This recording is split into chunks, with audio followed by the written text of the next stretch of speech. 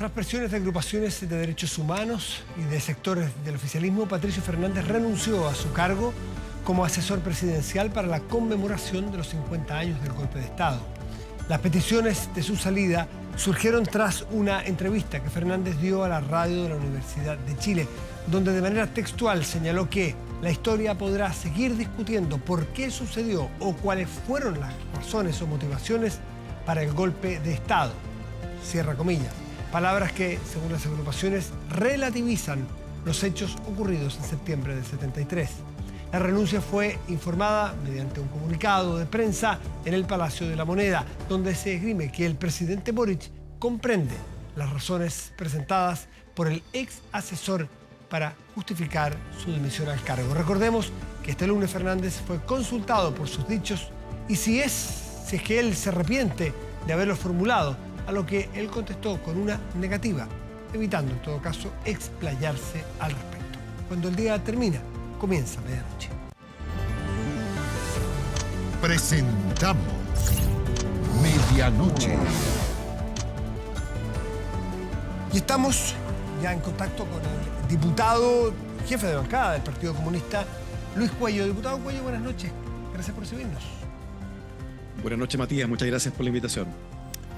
A ver, para ir directo al grano, el Partido Comunista que usted representa en esa bancada, en esta entrevista, no sé si, porque son agrupaciones de familiares y de víctimas de la violación de los derechos humanos, de los detenidos desaparecidos, en general todas las víctimas de la violencia, ¿no es cierto?, política.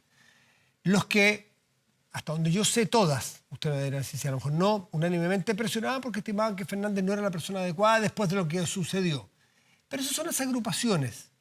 ¿Cuál es la posición del Partido Comunista frente a los dichos de Patricio Fernández?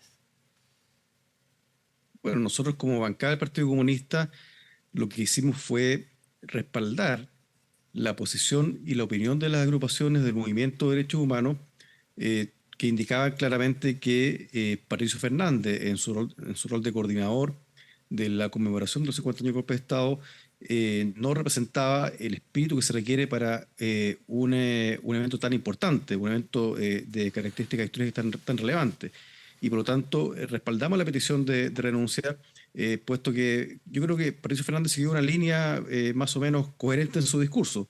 Es decir, él en la entrevista que dio en la radio de la Universidad de Chile planteó esta tesis de la revisión de las motivaciones, de las razones del golpe, pero antes ya había opinado que, en definitiva, incluso el golpe de Estado, lo dijo 2 años antes, del 2019, que el golpe de Estado, o apoyar el golpe de Estado del año 63 era algo comprensible. Entonces, en definitiva, yo creo que lo que estaba de fondo acá era que, más allá de la opinión de Fernández, esa opinión colisionaba con el deber y la posición, el rol que se le estaba asignando, puesto que, a nuestro juicio, lo que se requiere acá es que el encargado o el coordinador de la conmemoración del 50 años del golpe tenga una claridad al respecto y una convicción sobre todo. Yo creo que a Fernández le faltaba esa convicción, una convicción en primer lugar de establecer claramente que el golpe fue un crimen, fue un hecho que además está documentado desde el punto de vista histórico, que no fue casual ni fue una cosa que fue espontánea, sino que acá intervino una potencia extranjera que fue los Estados Unidos y eso está documentado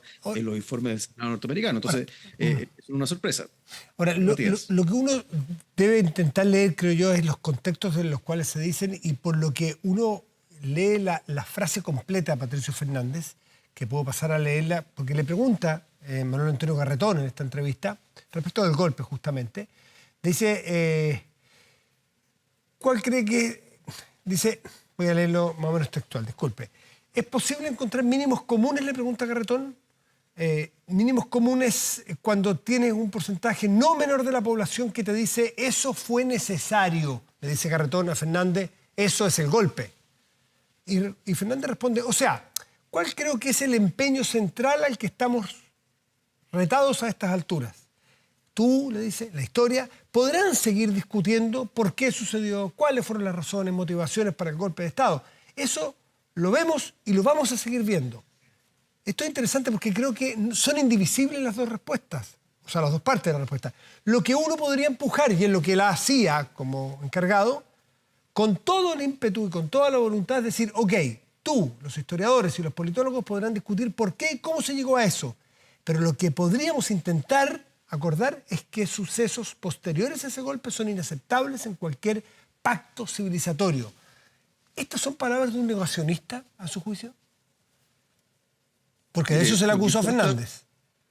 Es que lo que importa más allá de la calificación que se haga es, a ver, cuál es el carácter y cuál es el rol que jugaba Fernández. ¿Por qué? Porque la coordinación de esta conmemoración no está entregada a un observador imparcial que quiere establecer una suerte de equilibrio entre las partes o quiere hacer un juicio histórico equilibrado o pretendidamente objetivo. No, acá estamos hablando de una conmemoración que está encabezada por un gobierno progresista y un gobierno que tiene un relato político y que tiene un juicio respecto de tanto el golpe de Estado como el gobierno también de la Unidad Popular, el legado de Salvador Allende y por supuesto de las posteriores violaciones de los derechos humanos. Entonces creo que se trata de eso. Es decir, si uno pretende que acá se eligiera una especie de juez que tuviera una suficiente objetividad para tomar argumentos de lado y lado, creo que ese no era el camino. Entonces por eso lo importante acá es que se requería una persona que tuviera una convicción distinta y esa convicción no la tenía Fernández. O sea, el error,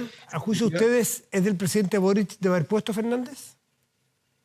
No, yo creo que el señor Patricio Fernández creo que no se adecuó a la misión que se le había encomendado. Entonces, en definitiva, lo que ocurrió es que perdió piso político porque acá claramente se requiere para encabezar esta labor tan importante desde el punto de vista histórico, es por supuesto el respaldo y la validación del movimiento de derechos humanos en Chile. Y cuando pierde esa validación y pierde ese piso político, se transforma acá el debate en torno a la figura de Patricio Fernández y en consecuencia acá lo que está de fondo, lo central es el debate en torno al golpe de Estado, a lo que ocurrió durante la Unidad Popular, porque insisto, acá esto no fue una casualidad, fue una cuestión preparada y eso está documentado, o sea, nadie lo podría cuestionar. No, un golpe no se hace un día para otro.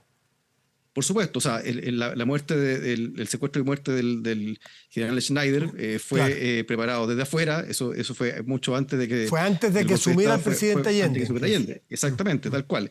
Entonces, eso está claramente documentado, pero también yo creo que en esto yo echo de menos en este relato, y queda poco tiempo para firmar, en el fondo, para construir esta conmemoración y que tenga eco en la historia, sí. Yo echo de menos un relato en torno al legado de la Unidad Popular y Salvador Allende. Y yo creo que también eso es muy importante y eso también pero le faltaba. Eso es súper interesante lo que dice diputado Cuello, porque mirado bien abstracto, bien conceptualmente, lo que necesita Chile es que el gobierno, que hoy es un gobierno progresista, un gobierno que sabemos cuál es su línea política y de quienes la conforman y de sus partidos, ¿no es cierto?, que ellos impongan su mirada o es necesario a 50 años de este día terrible, de este quiebre democrático institucional, que logremos dar un paso en la historia en que busquemos posiciones más de futuro. Porque eso era la búsqueda de Fernández y su equipo. Ese era el relato, mirada de futuro, sin olvidar el pasado, mirada de futuro, que necesariamente hay que abrirse a que otros piensan de manera algo distinta a la suya probablemente y a la de cada uno. ¿O usted cree que lo necesario es que el gobierno ponga solo su mirada? ¿Qué es lo más productivo para la sociedad en adelante? A ver, acá primero hay libertad de expresión y en consecuencia, sí, sin duda. Todos los relatos y todas las interpretaciones respecto de la historia están presentes en el debate público, en los medios de comunicación. Pero el gobierno representa al Estado de Chile. No es una persona. Por cierto, representa al Estado, pero también es un gobierno y por lo tanto es un gobierno que tiene una posición política y una posición política histórica. Entonces, que fue elegido por eso. O sea, no fue elegido porque fuera un gobierno neutro ni aséptico. Es un gobierno que es un gobierno de centro-izquierda que tiene convicciones y que, bueno, el presidente Boris cuando asumió citó las palabras de Salvador Allende cuando asumió. Entonces, creo que eso debe estar presente. Y yo incluso quiero hacer una reflexión en lo siguiente. Han salido algunas encuestas que reflejan, por ejemplo, que hay una visión distinta del golpe de Estado, incluso en la dictadura. Eso ha ido mutando en el tiempo y por qué, a mi juicio, tiene mucho que ver con la falta de la creación de una cultura paralela en torno tanto al respeto a los derechos humanos como también respecto al quiebre democrático. ¿Y por qué?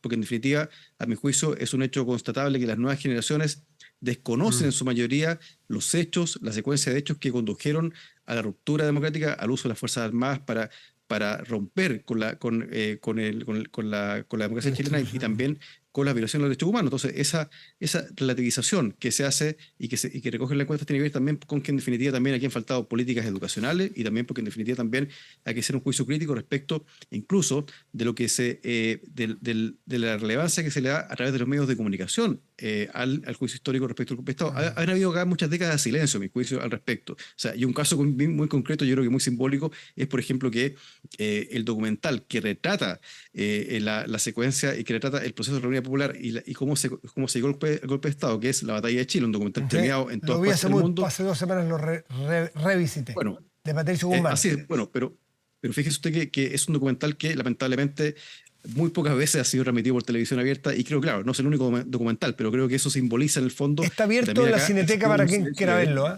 Está abierto, sí, gratuito para quien quiera verlo. Diputado Luis Coello, lo último antes de separarnos. Hay que reemplazar a Patricio Fernández probablemente en ese cargo. Alguien se tiene que hacer cargo de esta gesta conmemorativa, ¿no es cierto? Con el relato, en fin, del Estado, del gobierno. ¿Quién reemplaza a Fernández? ¿Tiene que ser alguien de las agrupaciones de los familiares de las víctimas de la violencia política, de los derechos humanos? ¿Cómo se dice coloquialmente o genéricamente? ¿De la familia de los derechos humanos? ¿O puede ser alguien que no necesariamente haya sido víctima directa o indirecta? Porque eso también se ha discutido. Mire, esa es una decisión que, por supuesto, va a tomar el presidente Gabriel Boric. ¿Ustedes presionaron para que lo sacaran ahora? ¿Presionarían para que nombraran a alguien de un determinado perfil? Mire, es que yo creo que las críticas que formulamos nosotros en respaldo al movimiento de derechos humanos fueron críticas legítimas y válidas. Y yo creo que, en definitiva, acá se hizo lo que correspondía porque, en el fondo, volvemos al fondo, retornamos al fondo, al fondo del debate. Y eso es importante. Entonces, pero ahora, el presidente tiene la decisión, nosotros confiamos en el criterio que tenga el presidente Boric, y por supuesto que sería importante, sería valioso que quien esté a cargo de esta coordinación tenga una validación, tenga el respaldo, el conocimiento del movimiento de los derechos humanos. Yo creo que ahora sí, perdón, ahora sí, aprovechando el tiempo, porque me queda poco, pero quiero sacarle el jugo a esta conversación que puede ser muy fructífera para entender cosas. El Partido Comunista, como otros partidos, formaron parte de aquel sector que fue, ¿no es cierto?, víctima, y que tiene muchas víctimas en sus filas con las violaciones de derechos humanos en la dictadura. Me refiero a muchos de los que hoy representan el socialismo democrático. Y muchos de esos intelectuales, muchos que han sido víctimas directas de exilio, de tortura, de muertes, de familiares, en fin, han defendido a Fernández y han criticado mucho a que hay algunos que son, lo dijo Rafael Gumucio en el diario El País, dueños de los derechos humanos, como diciendo, solo algunos pueden hablar de derechos humanos y otros que hemos sido víctimas tenemos que callarnos. Es decir, esto no es que la derecha o la izquierda, es que en la izquierda y en el mundo de las víctimas de las violaciones de derechos humanos hay dos visiones respecto de esto. ¿Cómo se arbitra, por así decirlo, esa diferencia? Sí, yo leí la columna de Gumucio del País de España, la verdad que contiene una serie de descalificaciones que son bastante inaceptables. Yo no creo que sea el tono necesario para debatir un asunto como este. Pero en definitiva, claro, cada cual puede tener su opinión. Pero no solo Gumucio, mucho, he escuchado a muchos intelectuales de izquierda un poco asustados o les ha llamado la atención cómo se fueron contra Fernández. Sí, que claro, también es de izquierda.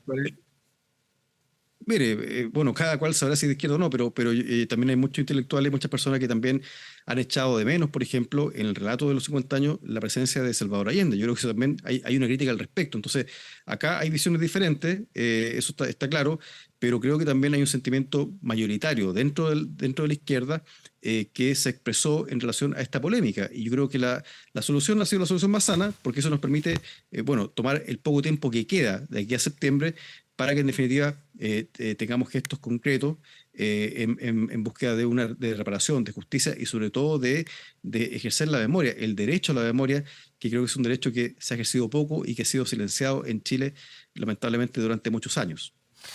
Diputado Luis Coello, jefe de bancada del Partido Comunista, muchas gracias por estar esta noche con nosotros. Que esté muy bien. Muchas gracias, Matías. Buenas noches. Buenas noches. Hacemos una pausa y volvemos. Espérenos. Estamos de vuelta. De inmediato revisamos las informaciones más destacadas del día con Marco Fleming.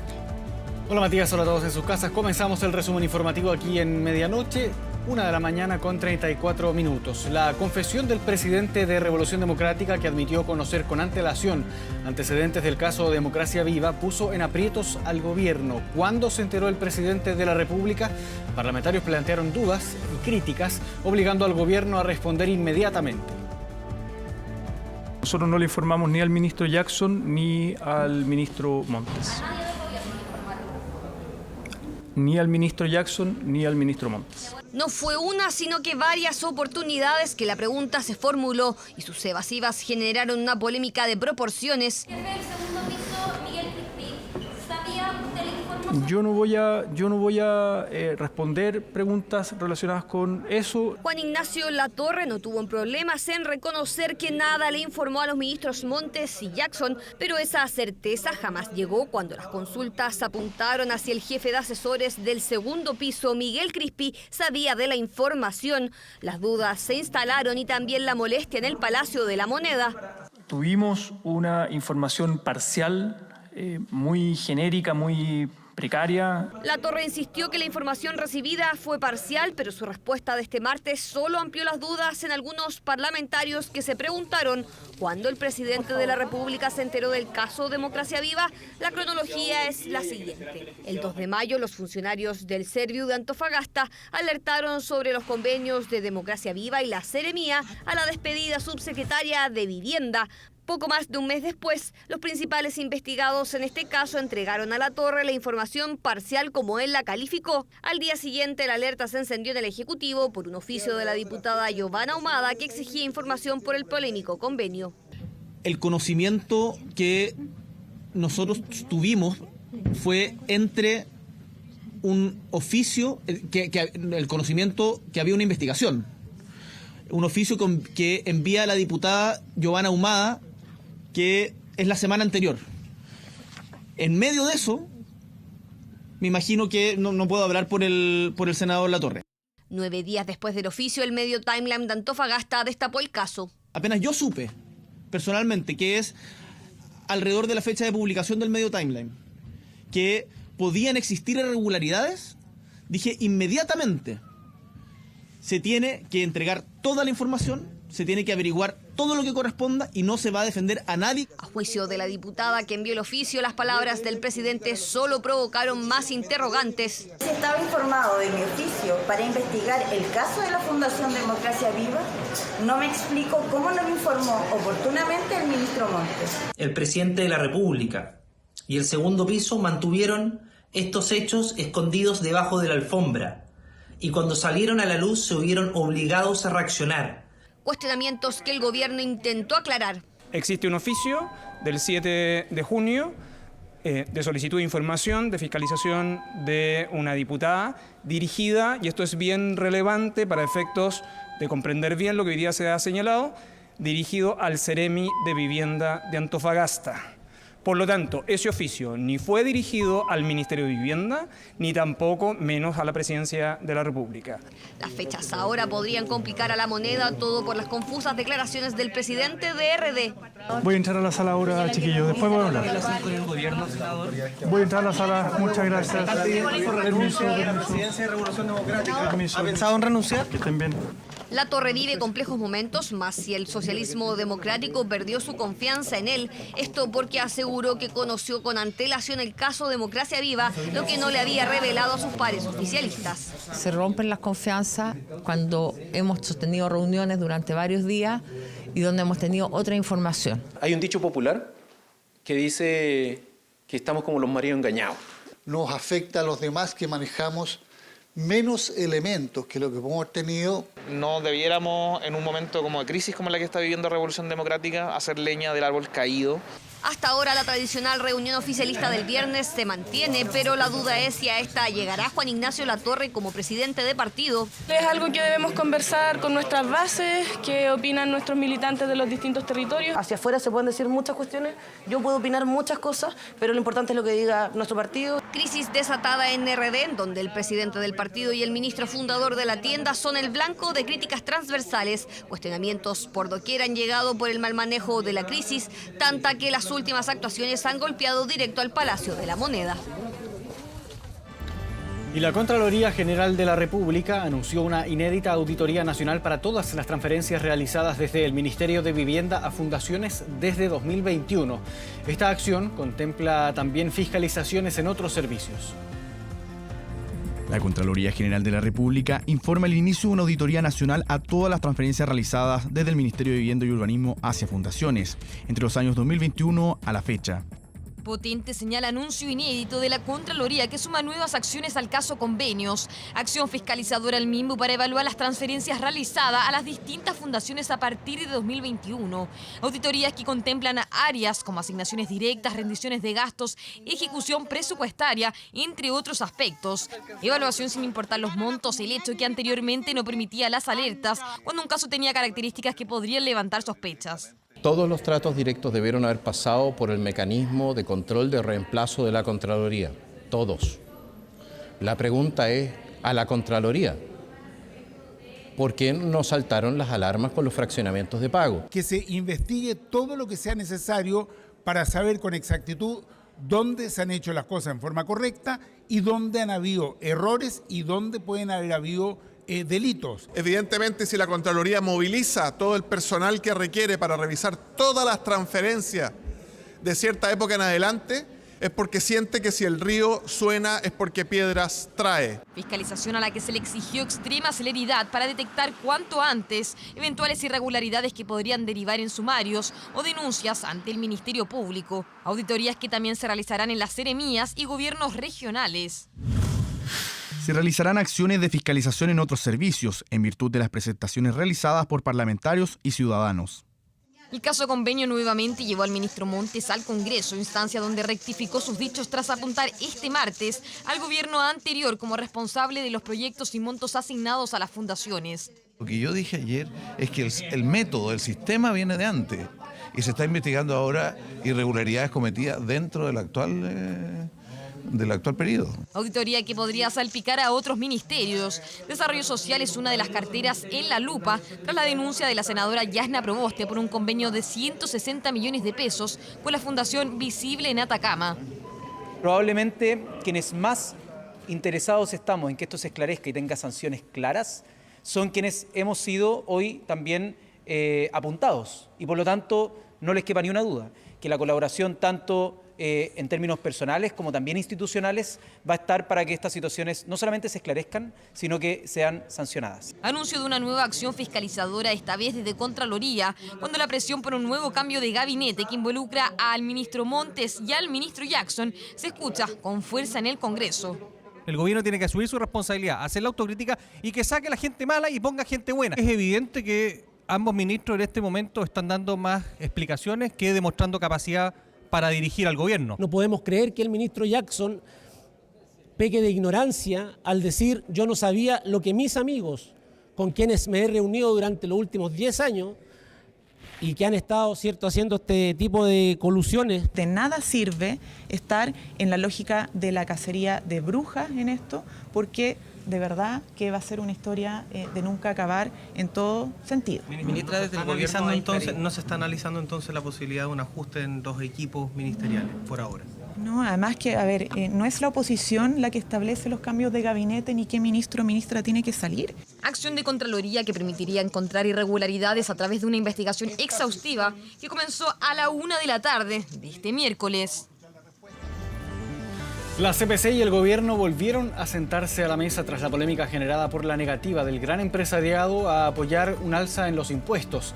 El ministro Mario Marcel entregó 36 propuestas pro crecimiento que van a formar parte del pacto fiscal que presentará este mes la moneda. ¿Qué va a pasar finalmente con la reforma tributaria? Aquí les contamos.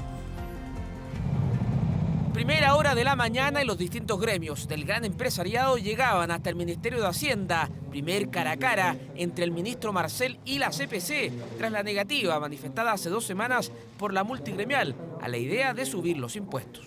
Como parte del trabajo en torno a los temas de pacto fiscal, hoy día hemos estado trabajando en torno a propuestas sobre iniciativas para impulsar la inversión, el crecimiento, la productividad. Instancia donde el ministro Marcel presentó 36 propuestas pro crecimiento al gran empresariado, ideas que forman parte del llamado pacto fiscal y que abarcan principalmente temas vinculados a otorgar incentivos a la inversión, aumentar la productividad, simplificar proyectos, diversificar la matriz productiva y formalizar la economía.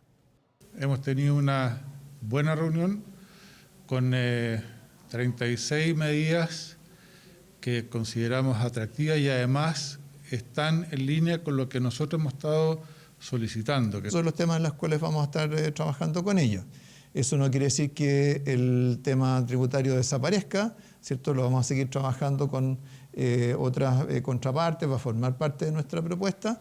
Alza de impuestos que ya no será parte de futuras reuniones entre Marcel y la CPC. Sin embargo, el gobierno debe tomar una decisión en los próximos días respecto a si insiste con la reforma tributaria en el Senado, donde necesita 11 respaldos de la oposición para seguir avanzando, o bien espera hasta marzo para presentar un nuevo proyecto desde cero. Es mucho mejor que lo presente en marzo, cuando se haya cumplido un año del rechazo de la reforma tributaria primitiva. Yo creo objetivamente que hoy día no hay 2/3 en el Senado para poder habilitar el proyecto de ley de reforma tributaria que ya fue rechazado. Siempre uno no ha entendido por qué los sectores empresariales y de derecha no han comprendido que el pacto fiscal es un conjunto de medidas que van en la dirección de poder recaudar más recursos, pero eso no excluye, sino que es un complemento, todo un conjunto de acciones en favor de la inversión. Y en esta necesidad por mayores recursos, el presidente de Codelco también llegó hasta el Ministerio de Hacienda. Un tema ineludible fue la menor producción de cobre que está exhibiendo la gigante del Estado y que repercutió en el magro IMASEC de mayo de menos 2% que conocimos a inicios de semana. Bueno, efectivamente en Chile la producción de cobre ha disminuido. Esto tiene que ver con la naturaleza de nuestro negocio. Nuestros yacimientos envejecen y por eso es que tenemos proyectos estructurales para reemplazar esos yacimientos con nuevos yacimientos. Entonces, claro, estamos pasando un momento de menor producción, pero la producción se va a recuperar. Y ¿desde cuándo más o menos? Yo espero que ya a partir del próximo año. Desafíos económicos en carpeta en un julio desafiante para la moneda, donde deberá tomar decisiones sobre qué hacer finalmente con la reforma tributaria. Vamos a cambiar completamente de tema. El repartidor de gas asesinado por delincuentes en Cerro Navia tenía 2 hijas adolescentes y una de ellas recibió un mensaje de audio de uno de los asaltantes contándoles sobre lo ocurrido. Hay 2 detenidos, una madre y su hijo adolescente, como presunto autor de este crimen. Quienes van en este camión distribuidor de gas son delincuentes. Arrancan por calle Economía hacia el oriente en la comuna de Cerro Navia. De un disparo asesinaron a Fernando Vargas, su conductor y repartidor. Y de paso le enviaron este audio a su hija, quien desesperada buscaba a su padre. Policías aquí yo ando robando y yo recién me robé un choreo y este teléfono salió de error, disculpa. Disculpa, Blanquita, pero para que no esté llamando, es bonita. Disculpa, Blanquita, no, pues ya no llame a este teléfono. Se pierde una vida, un papá de 3 hijos, una familia que queda desamparada, producto de delincuentes que por años nos han visto como una presa fácil. Fernando trabajaba hace años como repartidor de gas en Cerro Navia, su comuna de toda la vida. Este martes fue su última jornada. 3 delincuentes se la quitaron a solo minutos de terminar su turno. Lo llamo y él me dice que dónde está y yo le digo que estaba aquí en el local. Pues me dijo, necesito la máquina para ir a cobrar un cilindro que tengo pendiente. 10 minutos, 15 minutos, llaman por teléfono a mi hermano, que mi hermano trabaja acá al frente. Le dicen que habían asaltado un camión del SUSE. Habían asaltado a Fernando. Según testigos, 3 jóvenes lo intimidaron con un arma de fuego. Buscaban robarle el camión. Lo consiguieron, no sin antes escapar con el vehículo repartidor y dispararle en el abdomen. Fueron los vecinos del pasaje quienes lo trasladaron al hospital Félix Bulnes. A los minutos perdió la vida. Sí, pues fuimos los 4, con el que manejó, el vecino que compró el gas, mi esposo y yo. Lo llevamos en el vehículo. Decirle a la familia si está viendo que se hizo todo lo que se pudo. Después de cometer el hecho, pescaron el camión y lo condujeron en dirección hacia la comuna de Renca, donde posteriormente lo descargaron en un domicilio ubicado en el lugar para posteriormente ser recuperado por el mismo propietario del camión. Gracias al GPS, el dueño del camión logró localizarlo y encontrarlo en esta casa de Avenida Manuel Rodríguez de Renca. En el antejardín los delincuentes habían descargado los 21 cilindros de gas del camión sustraído. Al retroceder en el pasaje, activé el cortacorriente y el vehículo lo detuve ahí en Renca. Y ahí, por lo que comentó Carabineros, habían 3 personas empujando el camión. Se encontró la totalidad de los cilindros en una casa. Matan a un padre que deja 2 niñas adolescentes solas, porque su mamá también había fallecido tiempo atrás. Y esas 2 niñas quedan solas. Mañana, ¿el Estado se va a preocupar de ellas? Un buen cabro, un buen trabajador, siempre andaba con su gas, uno lo llamaba, iba. Pero da pena, porque pasan muchas cosas. Fernando era bastante conocido en la Villa Alianza 1 de Cerro Navia, repartidor de gas hace años. Son muchos los vecinos que lamentan su partida a sus 36 años, padre de 2 hijas adolescentes. En la casa no solo se encontró el camión y los cilindros de gas. 2 personas fueron detenidas, la dueña de la vivienda y su hijo de 14 años, este último como presunto autor del crimen. Enfrentaron la justicia y el tribunal decidió ampliar su detención hasta el viernes en la búsqueda de más antecedentes. Cerca del 40% de los niños que participan en estas trayectorias han tenido un papá, una mamá o un adulto responsable que ha estado preso y que sigue en contacto con redes criminales. Hacer la transformación hacia esas familias, hacia un modelo prosocial, puede ayudar efectivamente al desistimiento delictivo. Conversar con la familia justamente para levantar las necesidades iniciales que se tenían en materia de apoyo psicológico, apoyo legal que vamos a cubrir desde el Departamento de Fiscalía Popular. El crimen de Fernando conmueve a los vecinos de Cerro Navia. Es más, por la tarde se manifestaron pidiendo más seguridad. A quienes también se quiere encontrar es a los demás asaltantes. Carabineros les sigue la pista.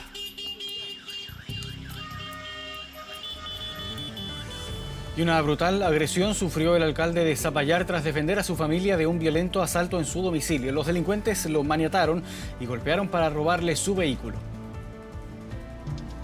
Forzaron el portón de ingreso y en pocos minutos estaban dentro de los domicilios. A esta altura ya han pasado 8 horas. Violentos delincuentes que amedrentaron a vecinos del condominio Cerro La Higuera en Zapallar. El asalto fue pasada a las 2 de la mañana en la ruta F30E que une la comuna con Papudo. 4 personas con pistola, a mí me pegaron, me tiraron al suelo, me amarraron como cordero. Habían 7 casas desocupadas acá, pero ellos querían entrar a humillar, a hacer daño. Nos dejaron amarrados las manos, 1 hora estuvimos amarrados.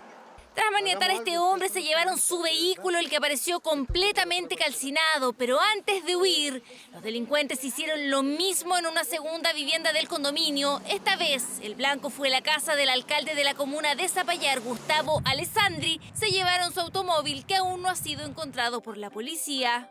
Se encontraba con su familia, su señora y sus hijos, que se encontraban durmiendo, y procedieron a exigirle elementos para sustraer, pero particularmente con una violencia inusitada. Generaron algunas lesiones en la zona de la cabeza. El modo operandi es bastante violento, utilizaron todos armas de fuego.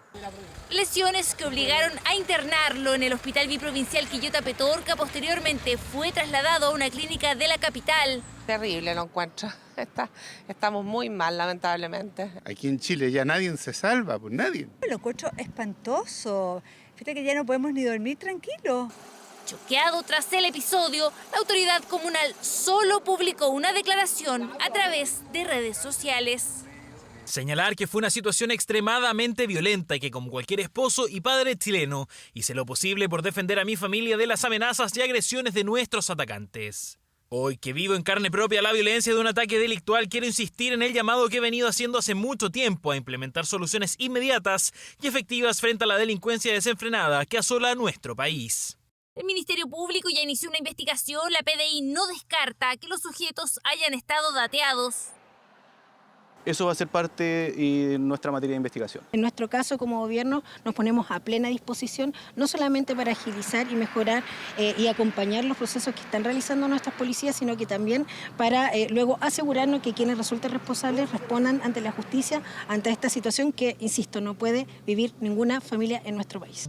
Peritajes, registros audiovisuales que serán la clave para dar con el vehículo del alcalde y con los responsables de este brutal ataque que mantiene a 2 familias de Zapallar atemorizadas tras el asalto.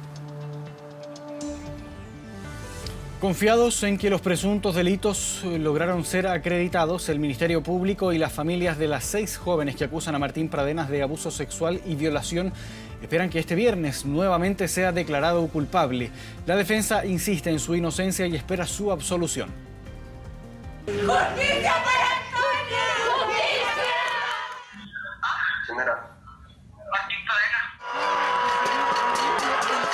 Le corresponde responsabilidad como autor ejecutor, por lo que el veredicto respecto a estos hechos será condenatorio.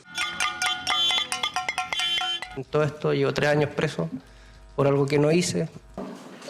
Miró fijamente a los jueces y a su defensa, sin mayor expresión y algo cabizbajo. Así, Martín Pradenas enfrentó las últimas jornadas de un segundo juicio en su contra. Fue la muerte de Antonia la que llevó a más mujeres a denunciar.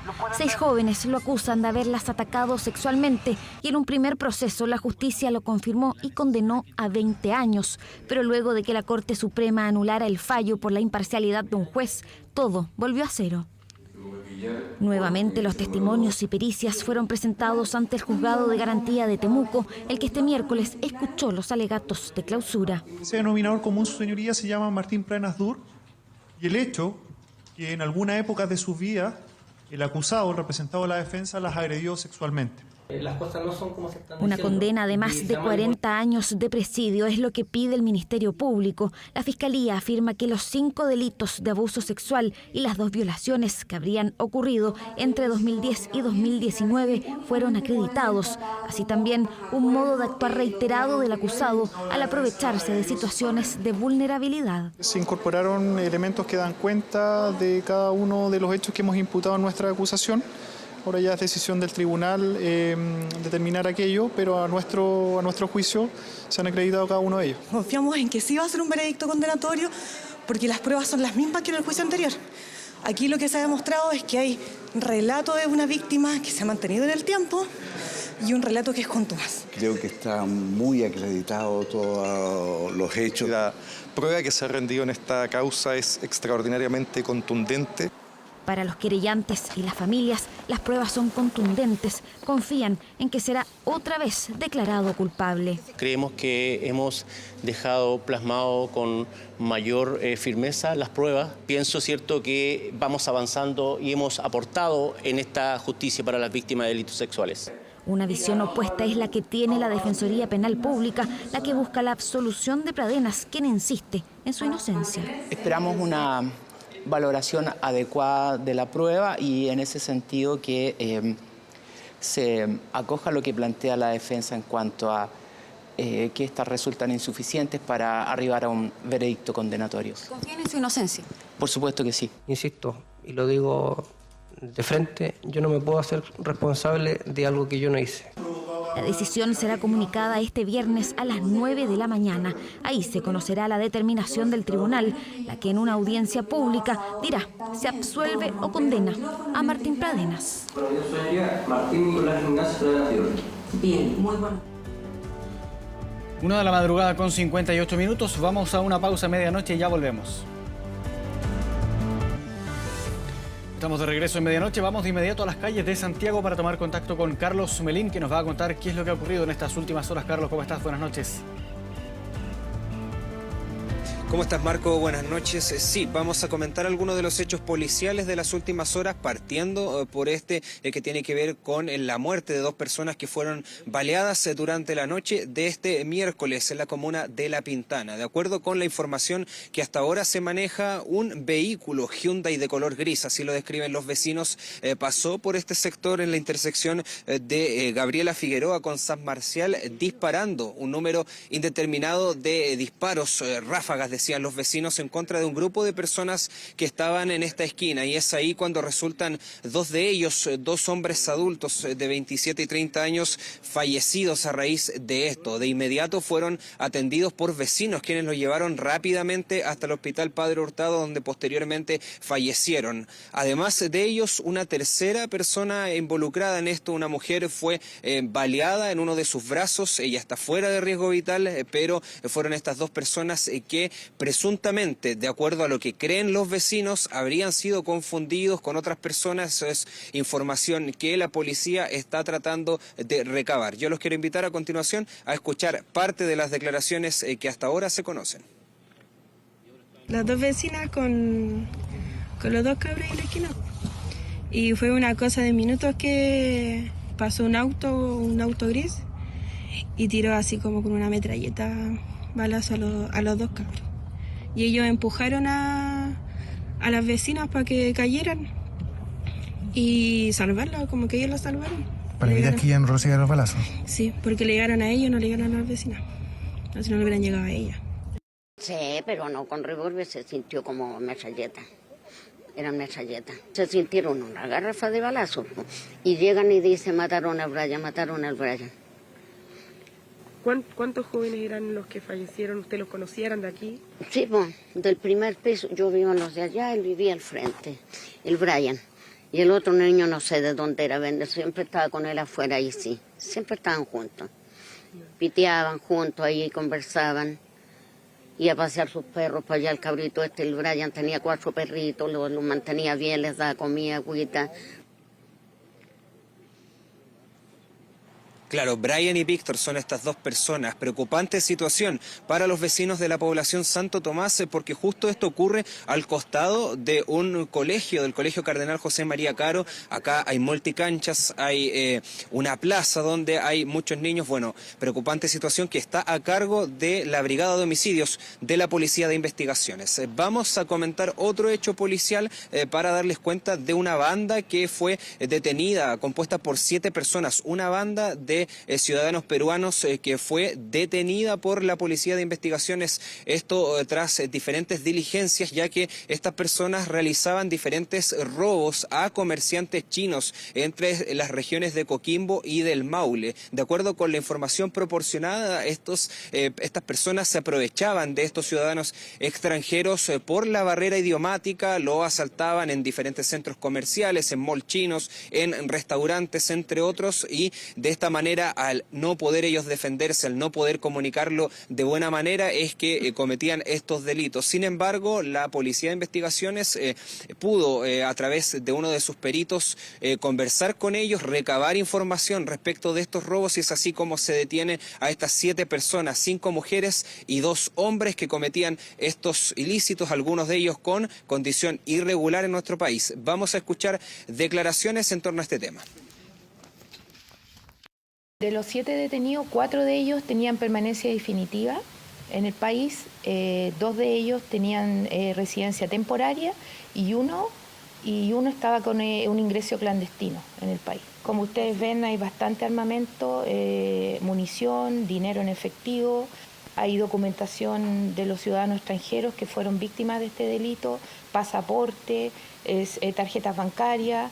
Había un vehículo en el lugar que había sido desarmado, tenía una serie, encontramos el motor y era un vehículo que tenía encargo por robo. Que este grupo criminal operaba en distintas regiones del país, sea desde la región de Coquimbo, región de Valparaíso, región metropolitana, el Maule y el Biobío y O'Higgins, sin perjuicio que solamente en la provincia de San Antonio logramos establecer la participación en 6 delitos distintos ocurrido en distintas comunas de la provincia. Sí, delitos como robo con violencia, robo con intimidación, receptación e infracción a la ley de drogas, entre otros delincuentes, Marco, que pasarán a comparecer ante la justicia durante la jornada de este jueves. Carlos Melín, gracias por este contacto. Nos vemos. Que estés bien. Buenas noches. Internacional.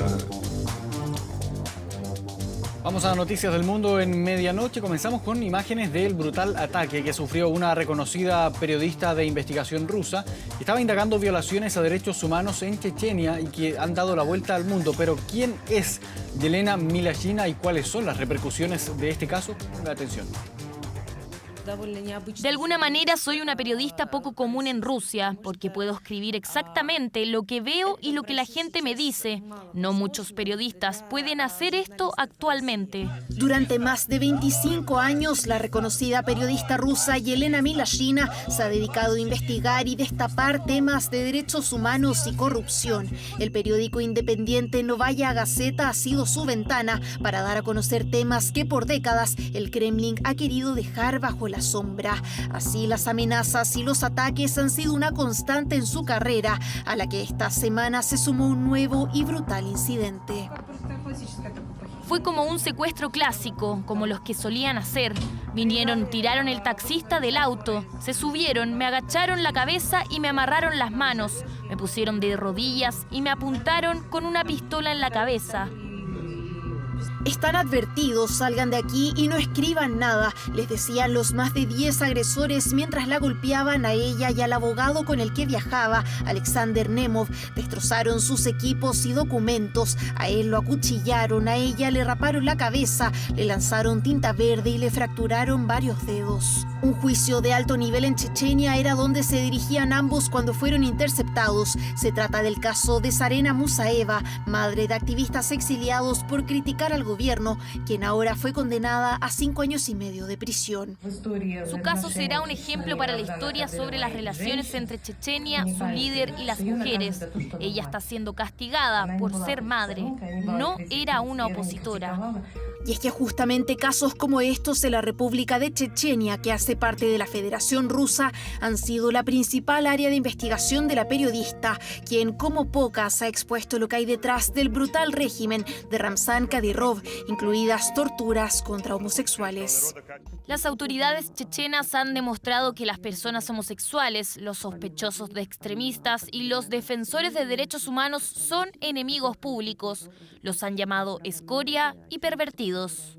Una postura crítica por la que ha sido catalogada como terrorista e incluso ha recibido amenazas de muerte por parte del propio Kadyrov, uno de los aliados más cercanos de Vladimir Putin. Es un líder muy duro, es un líder que ha gobernado, ¿cierto?, imponiendo criterios bastante extremos respecto del cumplimiento del Islam y maneja el país además con una Guardia Nacional privada que depende exclusivamente de él y que está aportando desde el comienzo de la guerra en el frente de batalla entre Rusia y Ucrania. Desde el Kremlin dijeron que Putin fue informado sobre el ataque, que calificaron como muy serio y que se deben tomar medidas bastante enérgicas al respecto. Una respuesta que se contradice con las numerosas restricciones y peligros que día a día corren los periodistas en ese país. De hecho, 2 colegas de Yelena, trabajadoras del mismo periódico, que desde el inicio de la guerra no tiene licencia para operar, fueron asesinadas por hacer el mismo trabajo, por intentar, a como dé lugar,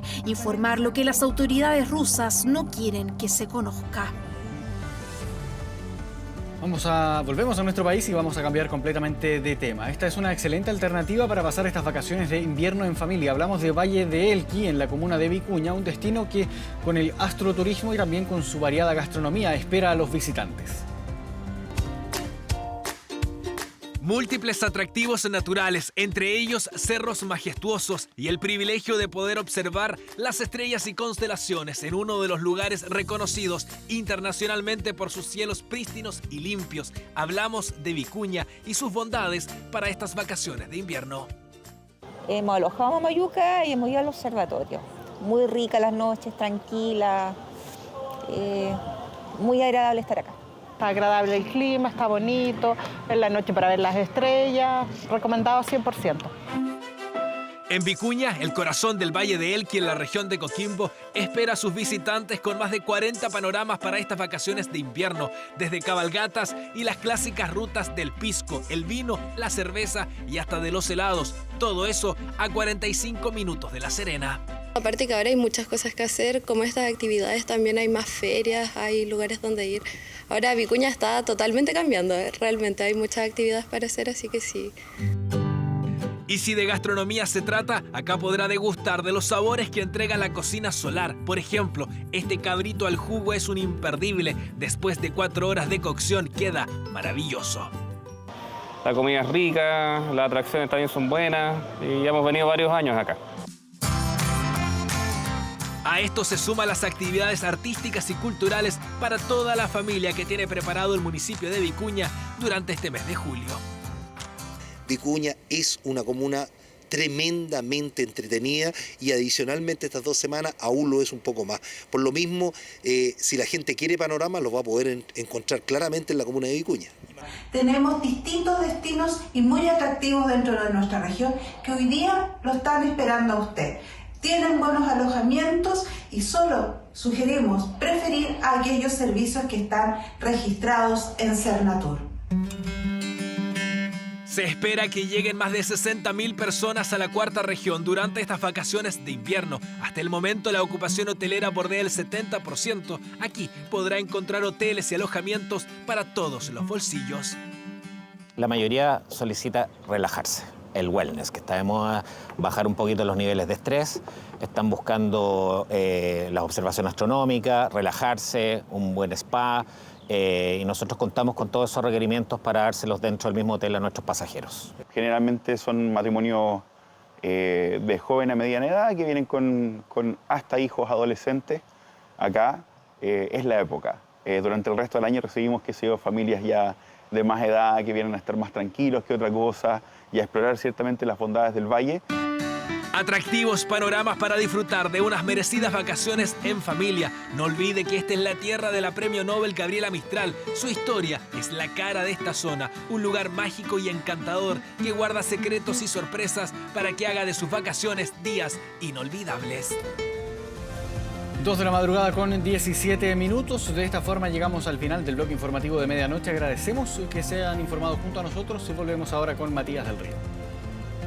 Bien, Marco, muchas gracias. Y vamos a la pantalla grande de nuestro estudio y revisamos nuestro portal de contenidos y noticias 24horas.cl, que en este momento destaca lo siguiente: el FUAS 2023, que es este formulario único de acreditación socioeconómica que permite justamente obtener información para que las personas reciban ayudas para la educación. ¿Cuándo entregan resultados de gratuidad y becas? Bueno, vean, 24horas.cl. Revisamos el tiempo para hoy ya en Santiago. Mire, hoy ya estamos a jueves 6 de julio. Santiago estará nublado con 16 grados de máxima probable y Molina, la región del Maule, tendrá cielo parcial y 15 grados de máxima probable. Con esta información nos despedimos. Agradecemos su atención, los dejamos invitados a seguir atentos a las pantallas de TVN y todas sus plataformas. Que tengan muy buenas noches y gracias por venir.